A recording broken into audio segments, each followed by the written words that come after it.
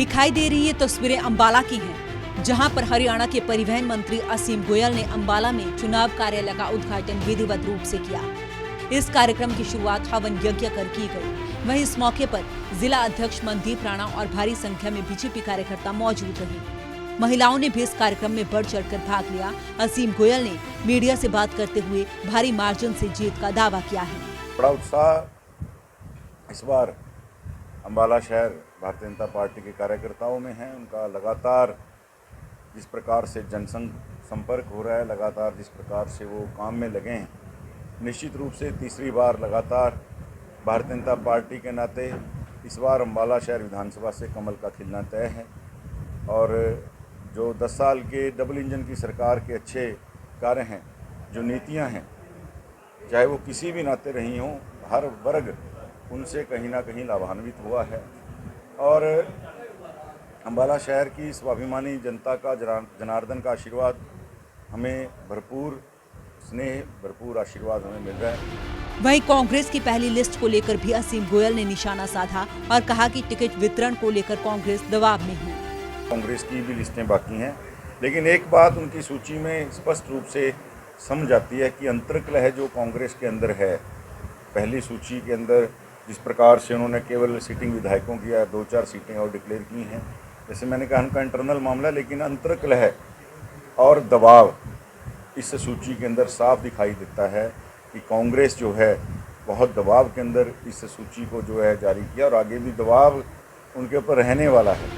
BJP की पहली list आने के बाद भगदड़ मची हुई है, जिस पर असीम गोयल ने कहा कि बीजेपी एक बहुत बड़ा परिवार है और दावा किया कि जल्द जो भी रूठे हैं उन्हें मना लिया जाएगा और जल्द ही एक बार फिर से सब इकट्ठे होंगे। परिवार है भारतीय जनता पार्टी का परिवार, इन 10 सालों के अंदर बहुत बड़ा हुआ है। बहुत से साथी दूसरी विचारधाराओं से भी आए, हमारा एक पुराना भी कैडर है। और मैं इतनी बात जरूर मानता हूँ कि भारतीय जनता पार्टी की रीति नीति के अंदर जो ढला हुआ कार्यकर्ता है वो कभी भी पार्टी की विचारधारा के खिलाफ नहीं जाता। और जो कुछ साथी जो गुस्सा है, उस गुस्से को जो है उनको मना भी लिया जाएगा, दूर भी कर दिया जाएगा। अंततः आप देखिएगा, जैसे मैंने कहा, बड़ा परिवार के अंदर कुछ बातें उठ जरूर सकती हैं, लेकिन उनको जो है शांत भी करती है। वहीं दूसरी तस्वीर पंचकुला से सामने आई, जहां पर विधानसभा चुनावों के लिए बीजेपी ने ग्राउंड जीरो पर तैयारियां शुरू कर दी हैं। इसी कड़ी में पंचकुला बीजेपी उम्मीदवार ज्ञानचंद गुप्ता ने हवन के साथ चुनाव कार्यालय का उद्घाटन किया।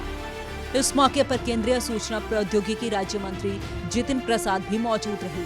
केंद्रीय मंत्री जितिन प्रसाद ने कहा कि जिस प्रकार से केंद्र में तीसरी बार बीजेपी की सरकार बनी है, उसी तरह हरियाणा में भी तीसरी बार बीजेपी की सरकार बनेगी।